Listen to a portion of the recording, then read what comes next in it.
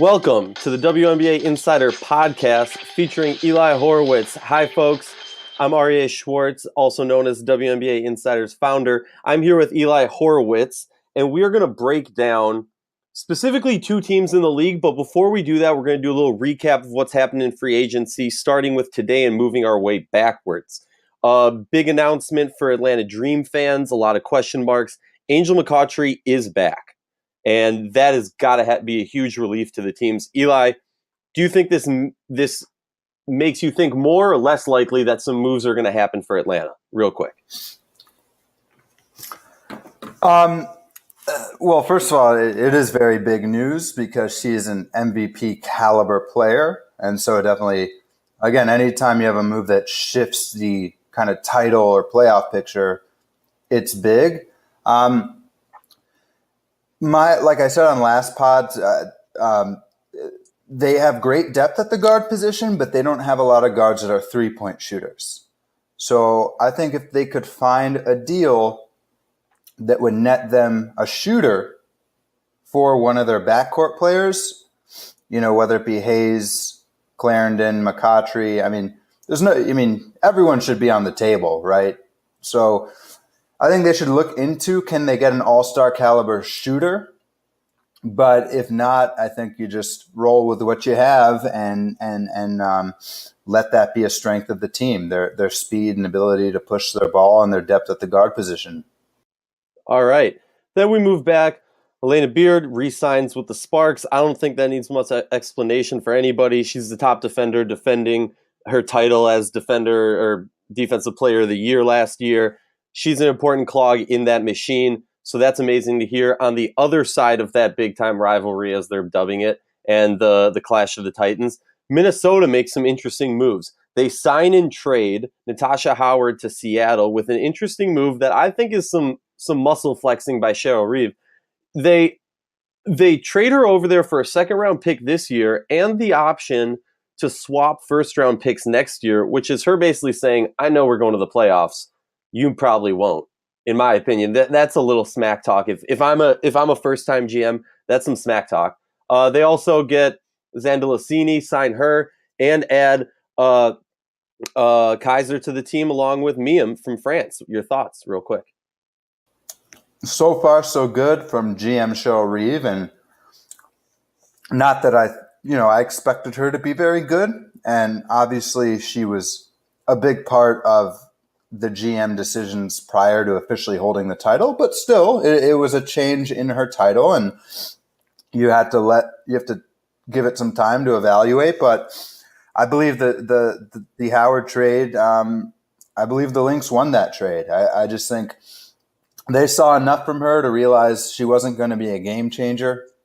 I thought when she was out there in the finals, she really, frankly, just didn't really provide much. And I think the Sparks really dominated the minutes she was out there. So you get a second-round pick, and this is a very deep draft, and I think that you can get a player that there's more upside to having Howard then, So I think very savvy move there, and really an underrated one. Yeah, well, only time will tell how it really shapes up. In other news, the Mercury re-signed Camille Little, which I think had a lot of people scratching their heads just because of recent moves they've made. Let's not hop into, because we're going to cover them in a whole podcast on their own. But real quickly, what are your initial thoughts? What that means for the roster? Seems a little strange given they just got Sancho Little from Atlanta. I feel like there's a bit of a redundancy there, and I think Griner needs to play alongside a stretch four. And then Connecticut was able to trade for, was it George, who's kind of a shooting big that Phoenix had? So I'm a little confused as to their direction given their need for shooting. Yeah, they also they added Yvonne Turner back to the squad too, but I gotta agree, there's a lot of question marks going there. Another thing that we've moved on to, Seattle's done a quiet but steady job. They've added a few down low players. They added Sammy Whitcomb back to the team. They got Courtney Paris. I know you're not the biggest fan of Courtney Paris' game currently. Do you think Seattle is taking steps just in general towards the right direction of making the playoffs? Well, 8 out of 12 teams make the playoffs. So I think in February, like you have to kind of say all 12 teams are still in it, right? Because depending on how the draft goes, depending on how a couple of these last moves shape up, you still have Cappy Pondexter on the market who could kind of put a team to that playoff level. So I'm not going to Seattle made it last year. They still have Breanna Stewart, Jewel Lloyd, Sue Bird. So they're obviously going to be in the mix, but I don't think they've made any deals that move the needle. I don't see them. The only improvement I see them is just as much as Stewart and Lloyd improve, as opposed to like these periphery moves. Does that make sense? Yeah, I hear that. That's it for the recap of the free agency period right now. We covered everything else in our first podcast. So let's move in to the meat and potatoes of this podcast, and that's our deep dive. We're going to start with the Dallas Wings. They've been not necessarily making a huge splash, but then they definitely caught headlines with the addition of Liz Cambage, and she adds a new element to the team that the team, I mean, we've spoke about off the record, but the team lacked that down low true center presence. And she's definitely a dominant force down there. I don't want to force us to start with her because I think that she kind of brings an interesting story, and we could go into her for a while. But when you look at this Dallas Wings roster, they were knocked out of the playoffs in pretty cool fashion, I must say, being at the game in DC. We had some highlights. I see a lot of upside for this team, and a lot of the fans are going wild with these new signings and with having such a young squad. Looking at the team, what's your first thought process is, all right, last year we made it to the first round of the playoffs with, I think, like five rookies. You have the Rookie of the Year, and you also got some vets and some big names, Skylar, Glory, and KCK. What's your thought as far as the direction as a team going into next season or this season? Well, just quickly, I also want to remind our listeners kind of why or do you want to take that? Just before we dive in, because I know we kind of have some new subscribers, and I kind of want them to understand why we're really doing this deep dive just one more time. Yeah, so we've spoken about it, and I think it's something that is discussed often between fans and people who cover the WNBA, which is we always say there's 5 headlines that are covered in the WNBA, and a lot of times, you have the star-studded Lynx, you have the star-studded Sparks, and then you have the up-and-coming Sun, and then you have a big market in New York and a great person and a great team there, and then you're really stuck with one more, and you can't forget about Sue Bird stories or DT stories. So often, like there just isn't enough coverage of the league to get coverage on every team, and I think often a lot of teams fall through the cracks, and we as a group, as an organization, as WNBAinsidr, want to be able to give attention to each team because we think each team is worthy of that attention and is like, I mean, yeah. Do you want to add anything to that?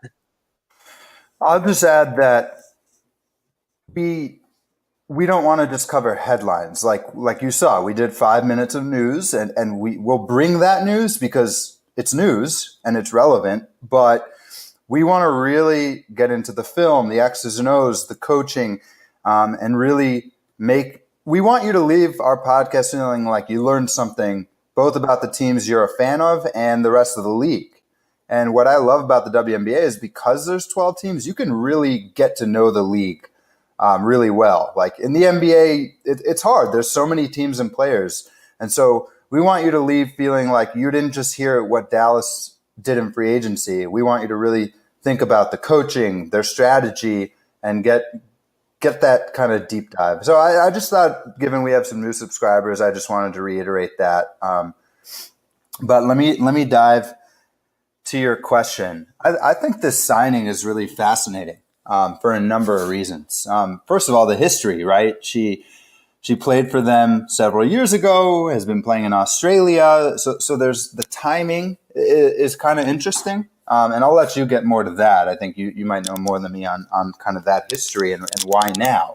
But from a basketball standpoint, I'm, you know, I'm a bit on the fence because on one hand, it gives them something they really need and lacked, as you mentioned, is a true center who at least poses a threat. You know, this is really a center league in terms of Sylvia Fowles, Tina Charles, Jonquel Jones, Parker Nagumakwe. I mean, you can go on and on. So you need to have somebody who can at least stand up at that position. Having said that, I feel like what Dallas's style is to push the ball, to use athleticism, to get to the free throw line. They were first in WNBA last year in drawing fouls. Now, does she fit into kind of what they're trying to do? Or is she somebody where you have to really slow down the offense, throw it into the post? Everyone else just kind of stands around. So I think that obviously this is a gamble worth taking, but I do think we need to hold up and say, like, how does this actually fit with their style? Yeah, I couldn't. I feel like I'm always saying that. We agree a lot on that. I've been watching a lot of her film, going through film of when she was facing WNBA opponents. But obviously that's a few years old. So I've been also looking at a lot of her recent play, and then checking out some of her play as far as international and the Olympics and FIBA and all that jazz. And I gotta say, she's mobile for her size, but she just isn't. Sylvia Fowles and is a unique style of play in the W, because look at who her competition is at her level. You're talking about Brittany Griner, who's going to run the court much more, who's going to shoot the ball much more than Sylvia is, and is just Sylvia's much more of a true center in comparison to a lot of the other top tier centers in the league. Now, not to say that, I always remind people that Sylvia does have a shot. She can, hit that baseline jumper if need be. I mean, at her size, it's not really a jumper. But what I'm saying is that if you're going to be on that level and you have to start talking about so forget about the bottom tier teams. She's competing against the likes of Candace Parker, NECA. She's competing against Jonquel Jones. She's competing against Brittany Griner, and she's competing against Sylvia Fowles. And Tina Charles, fine, I'll include in that, but not in the same respect. But so you're talking about, how does she compare to those five players right there? She's gonna be a good defender. She's gonna bring that same physicality, and that's a topic we'll get to later about the Wings. But I agree, you have a young team that likes to run the ball. How is she going to fit into that? And I don't think that she's going to cause the giant jump that everyone thinks, unless they severely change their style of play. Now, I know you've been looking at some video and some stats as far as their pick and rolls and whatnot. What do you see as far as a style of game that would be beneficial with the players they have and the adding of Liz? Well, the biggest problem I saw from Dallas last year, first of all, they were 11th in defense, so that's pretty bad. Let's just call it like it is, 11 out of 12. And when I dove into the film, looking at synergy and the film itself, the biggest issue I saw was their pick and roll defense. They were 11th in pick and roll defense, and pick and roll is the most common play in basketball. I think even the casual fans obviously understand what that is. But how you defend it is more complicated. And there's a lot of ways you can defend it: going over the screen, going under the screen, switching the screen, having the big drop back in a more conservative fashion, having the big hedge out in a more aggressive fashion. And what I saw is they would often hedge out with their big. So when the screen happens, the big, whether that was Courtney Paris or it was Glory Johnson, whoever it was maybe involved in the screen, would hedge out onto the ball handler, and they'd have their guard kind of go under and try to meet them on the other side. And the reality is that their bigs were just not mobile. They could not get out there and really stop the ball handler. And so the ball handler just got to rev up their engine and go straight to the basket, and their guards couldn't catch up. And this is really somewhat of an outdated, I mean, you still see hedging a lot at the college level, somewhat in the WNBA, but Even like in the NBA, almost no teams really do that. Jason Kidd actually just got fired for the Bucks, and a lot of the talk was because they were playing this overly aggressive style. And you just get, like, when you're playing against professionals and you're overly aggressive, you can just get burned.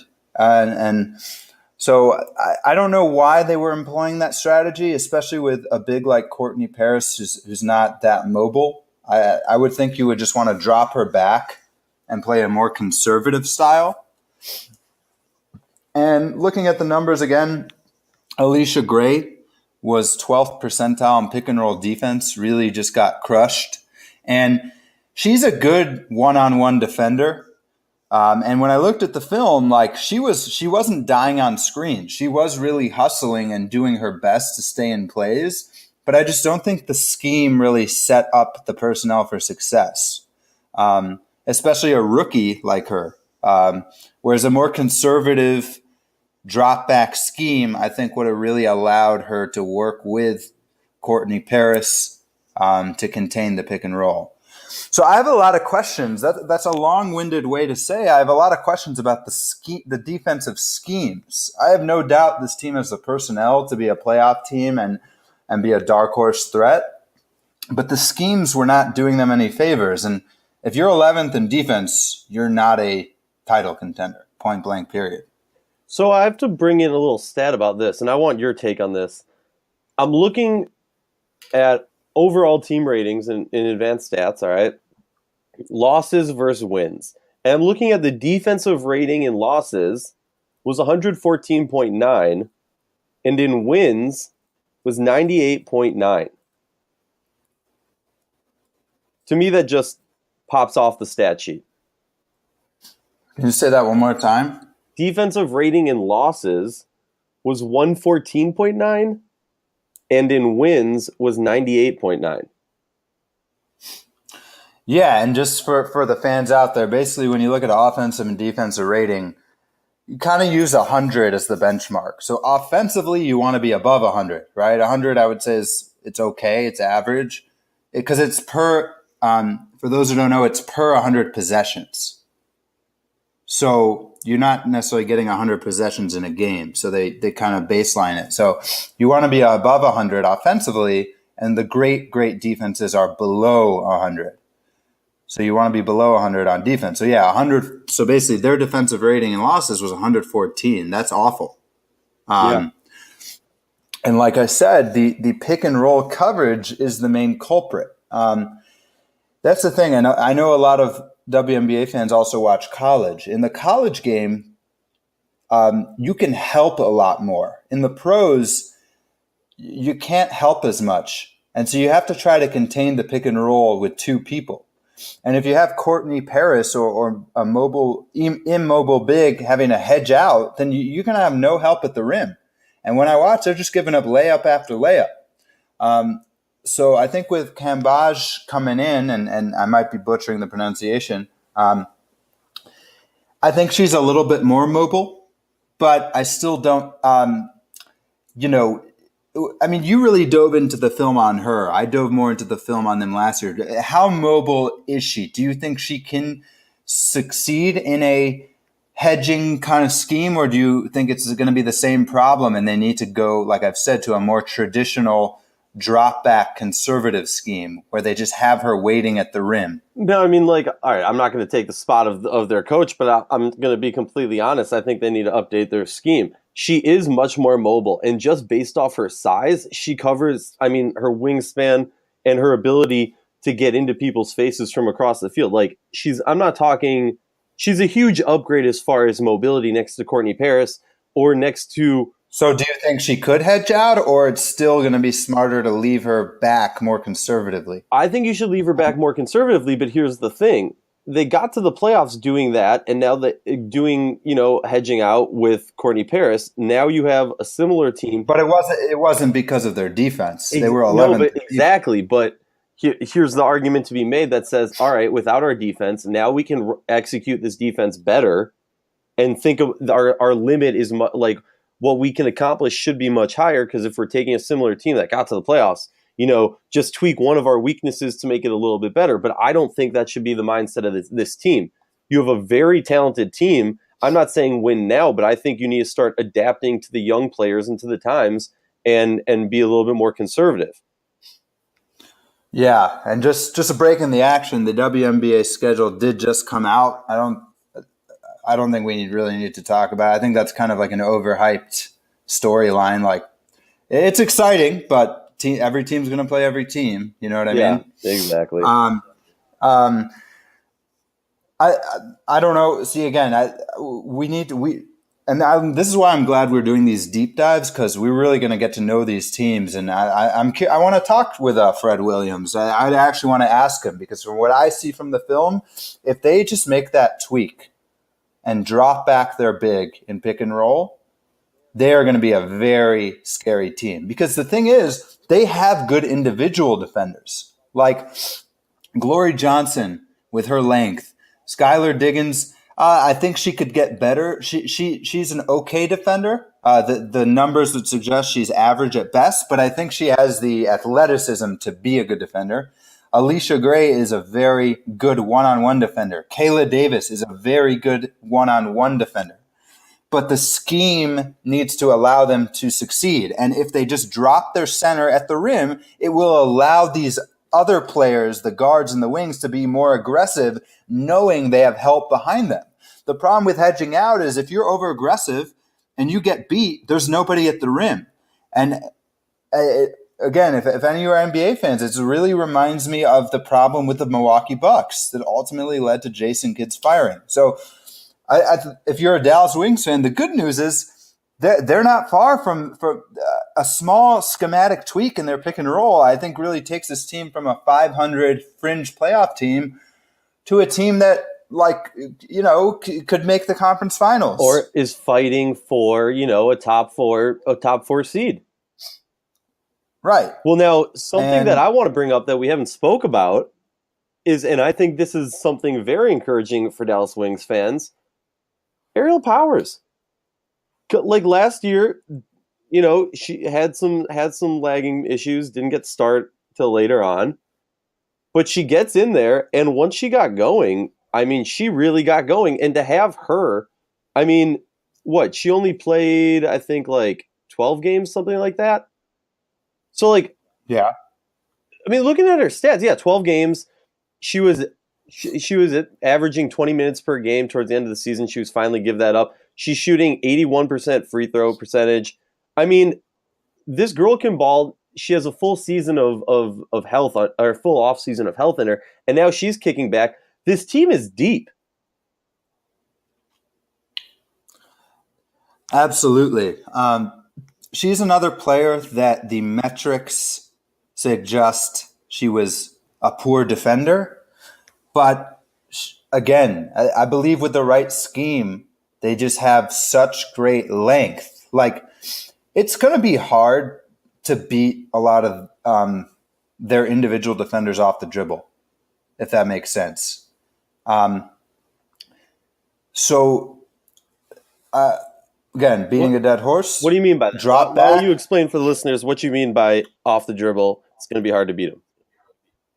For example, the length that they have, like a Glory Johnson and Alicia Gray, individually, if they're trying to guard somebody, I believe they have the athleticism to make it very difficult, right? So, let's say Maya Moore is trying to go one-on-one. They have the personnel to at least make the elite stars of this league work. Now, I'm not saying those players are Elena Beard good on defense, but my point is they have the athleticism to contain individuals or at least make them really have to work. But what happens is when teams run screening actions, like a pick and roll or a pin down and whatnot, if you don't have the right schemes in place, it kind of takes that individual defensive skill out of the equation and allows teams to really attack them. And that's what I was kind of explaining about being overly aggressive and not having people to protect the rim. So I believe this, as a coach, this is the team I would want to be coaching, just in terms of the roster, with the length and versatility. But the schemes is where I would say needs to change. Let's hit the offense a little bit, though, right? I mean, I feel like they led the league in getting to the foul line. I wanted to ask you, like, do you feel like this team is kind of missing that one, like, elite offensive player that can take over games, or do you feel like they can really do it by committee and compete with the best? I'm so torn on this. I'm going to just pick a side and say I think they do. I think it's something that we've seen be kind of created in the way the Lynx do it, which is and I hate doing NBA comparisons, so I'm not even going to do it. But you see teams do this when you get a lot of powerful, great players together. And I'm not saying that, like, I'm not jumping the gun on Dallas. I don't think you have a lot of great players on there. You have a lot of very skilled players, very young players, some great players. But, like, you're not there where you can, say you have a ton of great players. What I will say is they are so skilled and so athletic for the most part that this team truly can, as they grow older together or kind of get into their primes together, they can be that team that doesn't need that one star. You have players like Glory Johnson who can make a crazy block and then run the court if need be. You have players like Skylar Diggins who can make a shot if need be. So the thing is that I think is going to be a cool and a very interesting storyline to watch throughout the season is for Dallas, how Skylar takes the leadership of this team. We saw it in other ways, and I think and it was even brought up in the press conference following the loss to Washington in Washington, where she admitted that after being asked, is it your mindset to feed the ball more and to get other players more involved, or should you be saying, okay, it's my time to step up? In that game, a lot of press and a lot of people were talking about how she needed to involve other people. She can't get the ball around. That game, instead of taking over, she really fed the ball around. How is she going to decide? She needs to be that player on the team that says, okay, there's some nerves, I'm going to settle it. I'm not talking in the same way that you were just saying about having, the shot always goes to her. But I like it kind of in a way that the Lynx do or the Mercury do when they get it to their key player to calm everybody. And that player kind of goes, all right, I trust you. You're doing it. It's your turn. My concern, though, is Skylar, for all the criticism she may have gotten, she actually was an excellent on offense. Her spot ups, meaning when she's open to shoot and just receiving the pass in like a shooting scenario, 74th percentile. That's very good on synergy. In the pick and roll, she was excellent as a ball handler. 86th percentile in the league as a ball handler in the pick and roll. In ISO, she was very good. Very good in isolation, 72nd percentile. So that's my one concern is like she's actually been really good. How much better do you think she can be? That would be kind of my concern. If she's their number one option, I don't know how much better. I don't know if she really can get to another level that puts her in that same conversation with the Maya Moores of this league. Even like, I don't even know if she necessarily has like that Chelsea Gray ability, to shoot the ball late in the game. Overall, as the team was 8th in offense, okay, in points per possession. So really they outperformed their metrics in a way, right? They were 8th in offense and 11th in defense, but made the playoffs. Surprisingly, looking through synergy, their biggest weakness as a team was their transition game.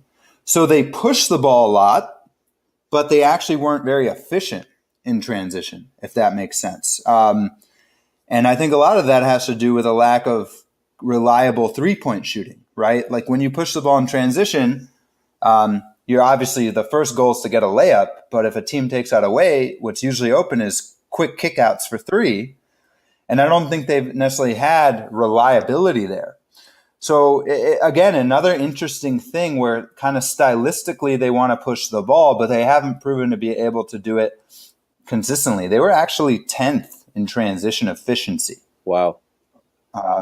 So Now, my question, so I guess what it really comes down to then is, do you believe that they should keep this identity knowing that they were 10th, but they're so young, right? And maybe the personnel still seems to be one that would be good pushing the ball. But now the question is, how do you become efficient when you're doing that? Well, I think let me be clear. First of all, with Skylar Diggins, I don't think she needs to take her play to another level. I don't think it's something that necessarily stats can really stick out. But, you have a new player or a player who doesn't necessarily know this roster, again, because it's young, even though Liz was here before. You have some more veteran players on the team than you, but I think Skylar needs to take a more of a leadership role mentally and emotionally with this team. Now, moving forward, as far as schematically, I think it's very clear to me that often when you have a young team, coaches try and take advantage of that, and it's kind of a do your instinct style play, and let me teach you some things, and we're going to try and run it quicker because we are younger, and hey, let's use our legs while we got our legs. Why not? And use that to an advantage versus teams that are a little bit more veteran and have a little bit more savviness to them. But what I think that you have to understand with this team is they're wiser beyond their years, and you need to give them the ability, give them the challenge, better yet, of a legit playbook. I'm not saying last year wasn't a legit playbook, but I'm saying, treat them with the mindset of them being older. Imagine that they were a little bit older, and this team can go a long way. If you keep handling them with kid gloves, you're not going to have a situation where your team is primed to make some big moves. Yeah, and looking again, they were 9th in field goal percentage and 9th in assist percentage. So again, I think they're pushing the ball, but they don't have a lot of purpose behind it. I still believe pushing the ball is the right style for them. Now, at least, though, the good news is they can slow it down with Cambridge, and that'll give them another gear. But she's not going to play the whole game, and I still think using their length and athleticism should be their style. And I'm going to give them the benefit of the doubt. I think shots are going to fall more. I think Ariel Powers helps in that a lot if she's healthy. And again, with the assist percentage, it's the same thing. It's they're pushing the ball, they're making plays, but they're just not making the shots, right? And so they're not getting the assists. And I'm going to say, if you're trying to be optimistic, it's okay. Offensively, they do have the right style. They just need to get better and make more shots. And with such a young team, that'll just happen with their individual skill development. So I think my overall take looking at them is schematically, I really think the defense should be the number one focus. I don't know who's running the defense on that coaching staff. I think you address that first, knowing I think that if they were 8th in offense, I would guess that they fact that they have a lot of rookies who are not out there real quick. If you could, I think you might have cut out there real quick for the last 2 sentences. If you could repeat that. I would say I don't know who's running their defense on that staff. That would be my priority, because I think if they don't adjust the schemes, it's not going to get better. Offensively, I do believe they can move up to 5th or 6th instead of like they were 8th, just by the fact of players getting better in the offseason, if that makes sense. They're just going to make more shots. I think that was ultimately the problem for them last year was they just didn't make a lot of shots. Yeah, I agree with that. I think confidence is going to do a lot for that, a year under your belt. And an added swagger that's going to come. So let's move on. We're going to close up for the Dallas Wings for the session. We reached out over different social. We're picking one of a few, basically, questions that were sent to us through fans, through different forms of social media. And this is the one that really stuck out to us. So here goes. For your Dallas Wings podcast, last year, Sparks announcers made a lot of comparisons between Glory Johnson and Dennis Rodman. Coach Tebow of Washington Mystics complains that they foul on almost every play.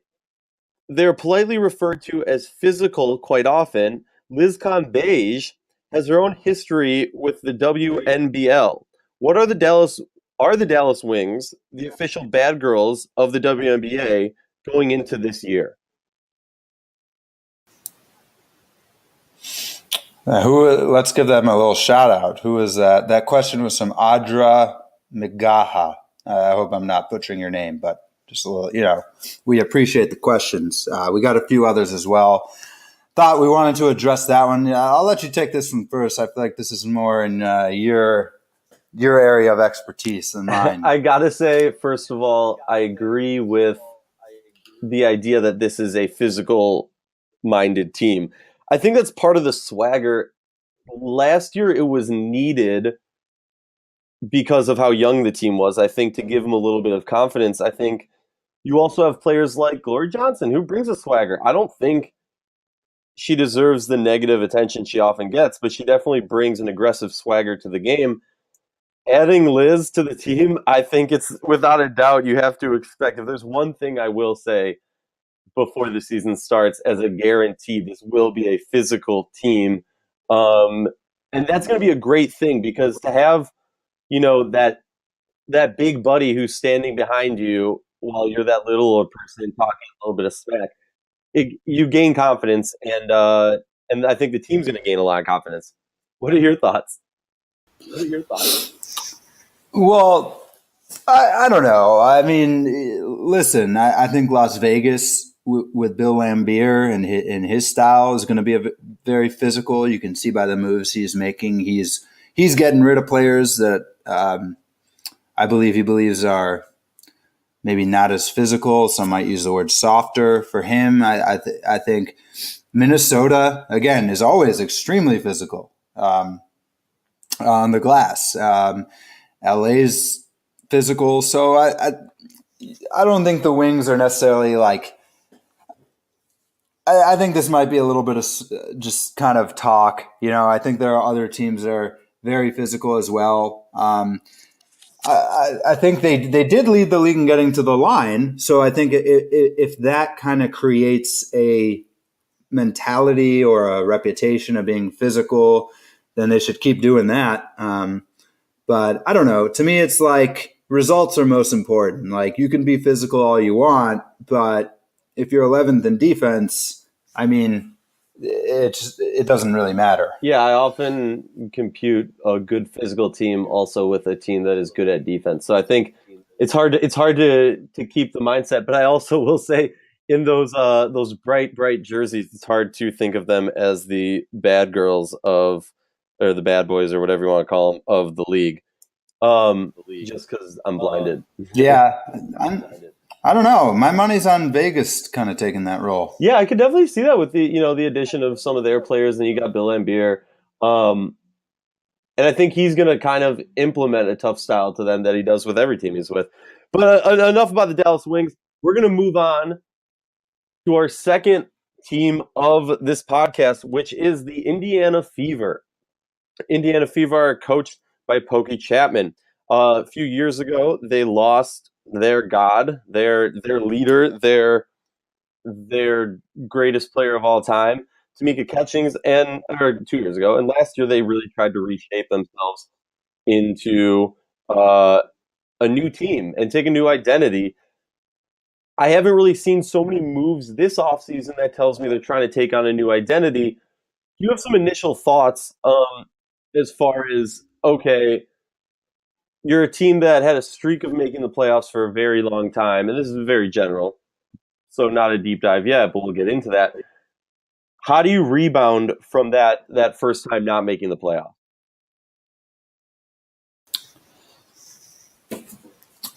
They're in a tough spot, I'm just going to be honest. They were 12th in defense last year. I don't see how that improves. I just, maybe they did trade for Kayla Alexander, who I think is a center, a fifth-year center, who maybe can help a little bit as far as rim protection. But she is still like a kind of a, mostly a backup in her career. I don't know if that really moves the needle. And Pokey Chapman and her teams in Chicago, I would say defense was never the strong suit. And so I'm just wondering, like, starting on the defensive end, can you see them really moving up from 12th to any significant improvement? I mean, I haven't seen any moves that tell me, okay, they're going to make huge adjustments. I haven't seen a lot in the offseason.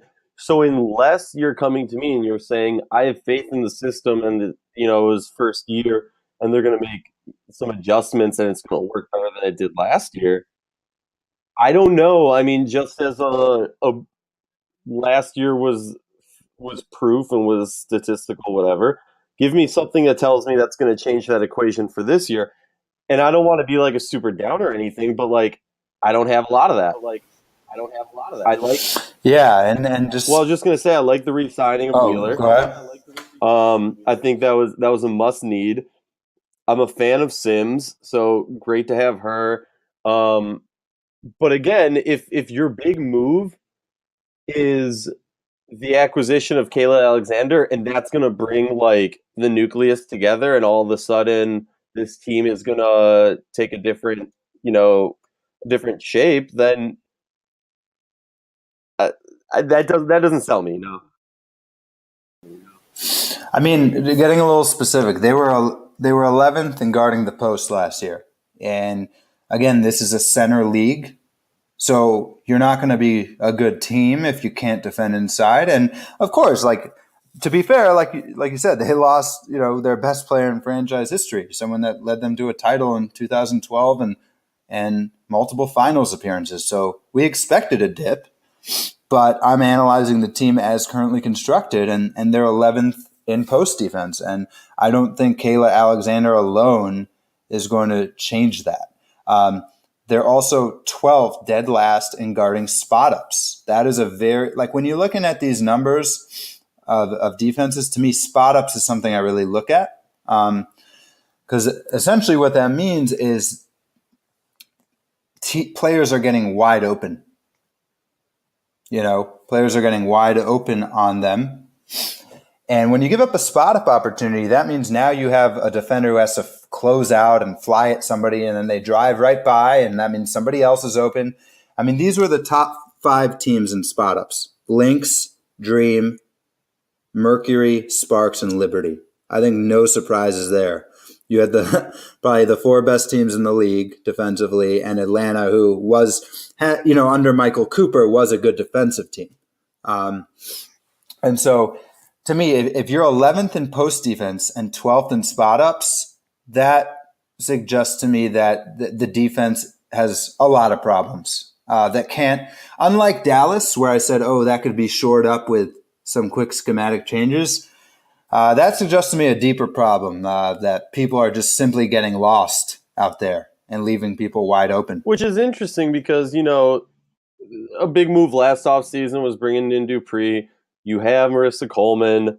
I'm a huge, huge fan of January. She has got mad skill, and that's why, there's a lot of talk of get Shanice Johnson back. Is she healthy? Get her back, blah, blah, blah. Breon January, excuse me, is so underrated in this league. And it's frustrating for me because I don't see them making moves. It's tough when you see such skilled and players who really put it all in there, and then you see that the team around them isn't built for necessary success in the current league.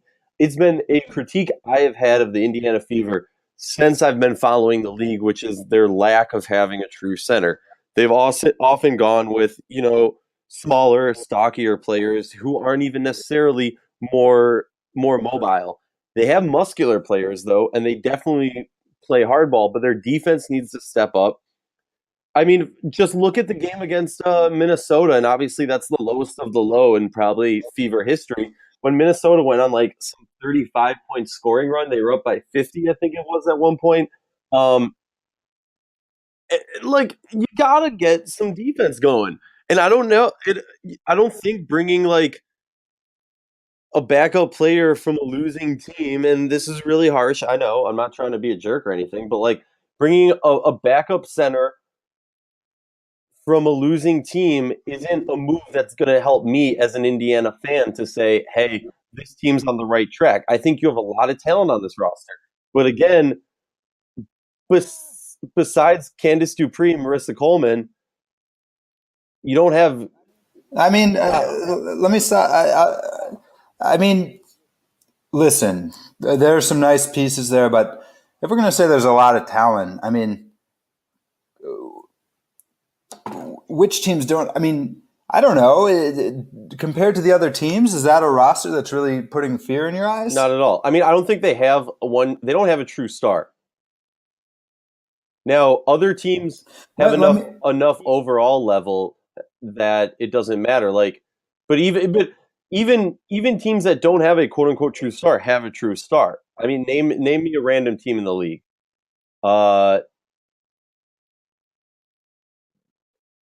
Sun, Jonquel Jones. Okay, Chicago Sky, Dolson, Eric Quigley. You know, like every team has someone who is a dominant force to some extent. You know, like we were talking about Dallas earlier. Glory Johnson can be that dominant force. Powers has had her games. They have multiple players. Skylar, like, who is a player on this team? Candice Dupree, and I don't. I'm a big fan of her, but like getting some like what is it called, stat fluffing, because she's on this team, so she's getting a lot of time to score a lot of points and put up a lot of good stats. Yeah, I mean, I see a few problems. Back to like breaking down their defense. Because they don't have a true center, like you said, that means now you got to double the post. Now you got to bring multiple players. What does that result in? It's giving up a lot of easy spot ups, which they're dead last in. That's a problem. Second of all, when I looked at their roster, I feel as though a lot of their offensive players, like their good defensive players, are not their good offensive players. I feel like they don't have a starting five that really can compete on both ends of the floor. They don't, for example, Erica Wheeler, who obviously crushed it offensively and had some huge games, was 7th percentile in the league on defense. You know, Chanwa, 11th percentile on defense. January was, sorry about that, was 36th percentile and dealt with some injuries and just wasn't her best season. Tiffany Mitchell was by far their best defender, 81st percentile. But how much does she bring offensively? So I think, like you said, like just overall, this is not the most talented roster in the WNBA. I'm gonna say something that I know we said it from the beginning. Not gonna hold anything back. Probably not gonna be a very appreciated line. So I mean it with all respect. To me, for lack of a better terms, this is a roster made up of, I don't want to say role players because that's a horrible term, but players that would fit into other teams. It's made up of players that would fit into other teams to provide that one thing, or those couple things. Like, they're not players that together make a viable team to compete for a championship or a legitimate playoff spot in my mind. Exactly. They have a lot of players who, if they were the 6th or 7th person, you know, like six woman or, you know, 7th off the bench, would be really valuable. But they don't have a lot of two-way players. And so whatever unit of 5 they have out there is going to struggle on one end of the floor. And, you know, I want to say, you know, Wheeler would kind of be, maybe if we're being optimistic, that she really blows up. I mean, she's gotten better every year. She averaged 12 points a game last year. That was up from 8 in 2016, 5 in 2015. So, I mean, look, in her 4th year, if she can get that up to 15, 16, 17, really blow up, maybe she keeps them in some games.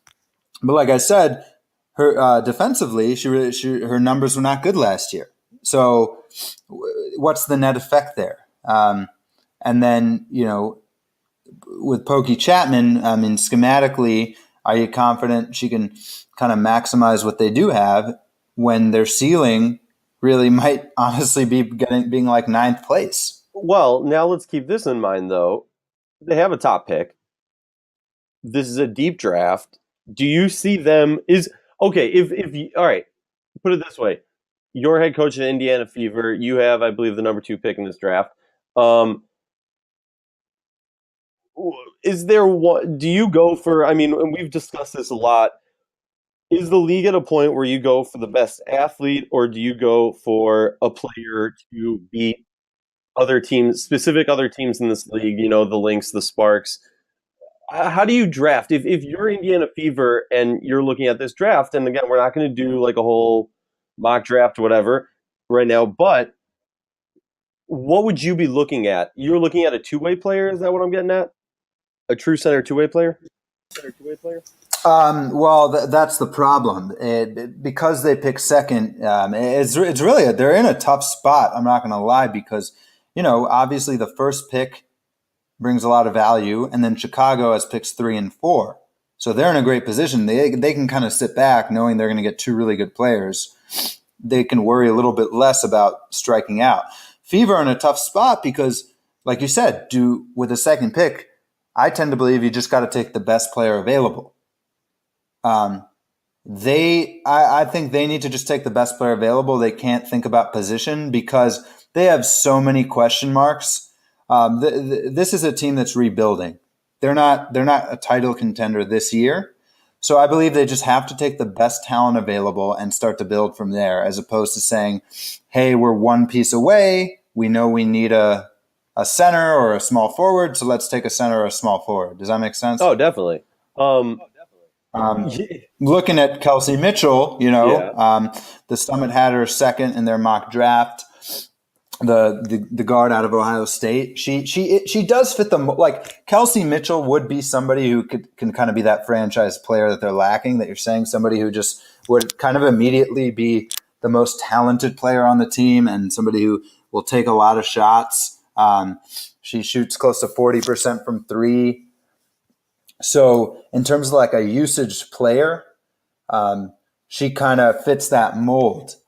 So I do believe that's who they'll take, because she's probably, Gabby Williams is up there, Diamond DeShields. You could argue DeShields maybe like raw talent, maybe a little better about that. All right, looking at it, okay, you got the 6'1" forward in DeShields, and then you got the 5'8" guard. And then you take a look at the Indiana Fever roster, and you got some vet forwards in there, and you got some mid-career guards. If I'm thinking, like, all right, first of all, rumors aside, but I will get those rumors out there. There's been a lot of rumors about Poggy Chapman wanting DeShields. I believe meeting her wherever she's playing, I forget, some European country. And like the only player in the draft right now that Pokey follows on like Instagram is Diamond. So like there's a lot of rumors around that. There's some hoopla about that. Maybe it's blown up. But as far as like who fits the team the best is playing both ways, I mean, the sky is truly the limit for DeShields, and everyone says that, but she could really fit into this team and kind of change. I don't want to say the culture of the team, but move them from kind of this gloomy heads down situation to something more up. Yeah, I mean, fair enough. I think they need to take DeShields or Mitchell. I love Gabby Williams. I think she's going to be a great pro. And her versatility is invaluable. I think if she falls to 3 with Chicago, that's going to be phenomenal. I think Indiana needs just the pure upside. I think Mitchell and DeShields, I'd have to dig into the film a little bit more to say who I would lean towards. I'm not just going to make something up. I would say, though, right now for me, either of those two fit the mold of like a franchise caliber guard who can kind of take over games and take up a lot of shots. For a team that desperately needs. And as gloomy as we've been, I think if you're being optimistic, it's, hey, if you have Wheeler and DeShields or Wheeler and Mitchell, that's some pop. That's some nice pop. It almost reminds me a little bit of like Lillard and McCollum in the NBA. Now the roster is still lacking around them, but at least you might feel like we have 2 studs now in the backcourt who can light it up. And we need to find, obviously, a center and some really nice complementary pieces that are younger and fit the timeline of Wheeler. But I think they should definitely go with Mitchell or DeShields. I think you just take the risk with either of them as potential franchise players. But it's not an easy spot. I think, like I said, being first or being third and fourth is a lot more of a preferable position. Well, because what if you miss? Yeah. What if you miss? What if you take Mitchell or DeShields and they're a bust? I'm not saying that's going to happen, but what if you miss? Now it's, like, for example, if you're going first, you get Wilson, and even if she's not like the all WNBA players many believe she'll be, like, she's still going to be a quality big who provides rebounding and defense at minimum, right? And if you pick third and fourth, and you take Gabby Williams and then either DeShields or Mitchell, the odds are you're going to hit on one of those, right? Like, I think Gabby Williams, like, again, is another player that even if she doesn't reach her peak, brings a lot of things to the table as far as defense and rebounding and athleticism. If you go second and you strike out, now you again, like, where's the optimism? I guess then you're just kind of doing what San Antonio's done, and you just have to kind of play for multiple drafts until you feel like you really hit. Well, it's interesting the way you phrase that, because it got me thinking. This team, let's work with this whole, team built of six players, 1 and 2s off the benches, your top players off the bench. To me, that says if you can get, a top quality player, like you were saying, off in the draft at number 2, which is the snake pit of top 5 draft picks, in my opinion, because, you get the 5, no one you have high expectations, but it's not a big deal if it's a bust, as opposed to, like you were saying, the 2, that's a huge fall, especially for a team that fell from what it was to what it is now. And getting out of the gloom, though, I'm trying to look from a positive perspective. This team is 1 draft pick away from saying, okay, we have 2 really skilled players. All right. We have 1 skilled vet in Dupree, or, in someone else that they have, Mitchell or whoever else. Well, they have Mitchell, January. Yeah. They have a lot of good veterans, but the problem is they're playing for the future. Exactly. So, but my thought process is, what are your thoughts on? Well, no, I was just gonna say, like, it's a much prettier picture when you have, two top players or whatever, and then 3 6 and 7s off the bench versus having all 6 and 7s off the bench. Because I think a couple of them with a complementary player can go up to that next level of being, all right, cool, you would be a top 5, Right. My advice, like, to summarize, if I was running that team, I would try to trade some of these veterans. I would try to look at some teams that need a veteran, maybe a Dallas, maybe a Connecticut that feels like they're really young and talented, but they kind of need somebody in the locker room or whatever it is. I think you want to hold on to 1 veteran, whether that's January or Mitchell, but I think they got to try to get younger somehow. And then in the draft, my one question for you, though, is now draftsite.com, and not that they're necessarily reputable, but they have Maria Vadeeva, the center from Russia, the 6'3" center, largely considered to be a project. They have her listed as the 2nd best prospect in the draft. Would Pokey Chapman consider that? What are your thoughts? Because that's kind of a wild card in all this. We were talked a lot. Everyone's talking a lot about Gabby Williams, DeShields, Mitchell. Here you have Vadeeva as this other kind of wild card. So what I will say that initially jumps out, and then just remind me, I have a crazy trade idea for Indiana.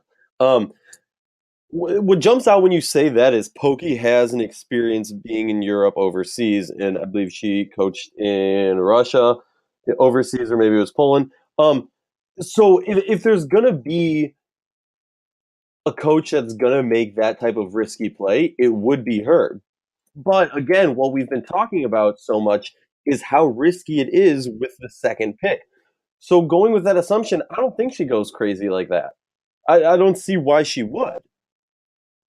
It's, like, she's trying to show the fan base that, yes, we lost our Hall of Famer, and I feel like we're just repeating that so much, but it was really such a blow, not just for the W, but for the fan base of Indiana. She's still around. She's still part of the team. But Pokey needs to show that she's shifting and making her own path for this team. And I think that comes with her, getting a solid draft pick. But that's my problem with the coach/GM, because the coach, Pokey Chapman, probably looks at a DeShields or a Kelsey Mitchell and says, this helps me more now, right? Like, these players can be the face of the franchise. They help me now as a coach. But maybe if you were just a GM, you might look at this and say, look, we're 3 or 4 years away from competing. Well, maybe we want to take this Svadiva, because if we believe she could really turn into something special as a center 2 to 3 years down the road, and that's just the best prospect available, then I feel like a strictly GM might go that way. And so I feel like you have a conflict of interest there. Yeah. But I think that's the balance, the dance that you normally do between a GM and a coach, which is really tough. Speaking of GMs and coaches, thought that just popped in my head while you were going over the idea of possibly trading some of these vets. Now, if you follow the W semi closely, you're probably aware of the fact, this isn't shocking, between Candace Dupree and now, of course, I'm blanking on her name, with the Phoenix Mercury, are married. And she's coming back from, they both reached out to their respective agencies. I believe they have the same agent. And they have said that they would like to be on the same team. Now, if I'm Duana Bonner, if I'm GM/head coach Pokey Chapman, I'm looking at this Phoenix Mercury's roster. All right, they've made some moves that we talked about earlier in the little media breakdown. They've got some questions, and they've got a lot of paint presence, and you're a team that's lacking paint presence.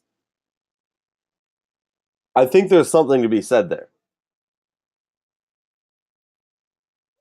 Yeah, there is a move to be made, because like Phoenix, I just feel like, given Taurasi's age, they're in a win now mode, right? Like, you have, well, I don't think they're on LA or Minnesota's level. Like they have won a title recently. They have Brittany Griner and Taurasi. They're going to operate to win now, and Dupree could bring them something, especially after losing Monique Curry. And like you said, since they have just added a bunch, they added both Littles, Sancho and Camille. Maybe there is a move there. Yeah, so I think that's something that fans should keep their eye out on, just because of the depth on both sides, and on paper it makes sense. But again, this isn't 2K, or NBA. Sorry, WNBA Live. We don't like 2K around here. Well, we're kind of closing up fever talk, and I'm feeling a little hot and bothered. So I figured let's go out, and I was looking through some questions we got from some Fever fans, and it looks like for the most part we already covered them in what we were chatting about. So I'm going to ask one that comes from @FeverFanatics, otherwise known as Fever Nation, one of the Fever Twitter fan accounts. And they asked, do you guys think Shanice will be in the Fever jersey this season? We touched on it briefly. My answer point blank is I wouldn't be surprised either way. In all honesty, though, I don't see it as an important job or an important decision.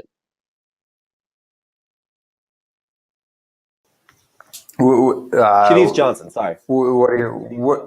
Elaborate on that a little bit, though. All right. She's a 5-year vet. I think at that point you know what you've gotten. So this, to me, has gotten a lot of headlines because she would be a great person who could fill in other positions on other teams. But then again, is she really a player that's going to shape the Fever for next season? Is she a player that's really going to help the Fever in anything? And I don't necessarily think she will, because I'm looking at her game logs in her seasons. Look, she didn't start a lot of games. She did in 2013. She did in 2015, where she was starting basically the whole season. But injuries have plagued her. Her highest points per game was 11.3. That doesn't pop off the paper to me. she was logging legitimate minutes where she should be pulling in, more assists or more things, period. So to me, she's not the player that's really going to help this team. So to me, it's not a factor that really matters. Would it be cool to see her back on the team? Do I enjoy watching her play? Yes. I want her in the league. Do I think she's important to making this team better? No. Okay, I actually think she did post. I mean, she only played 14 games last year, so it's a little bit of small sample size theater.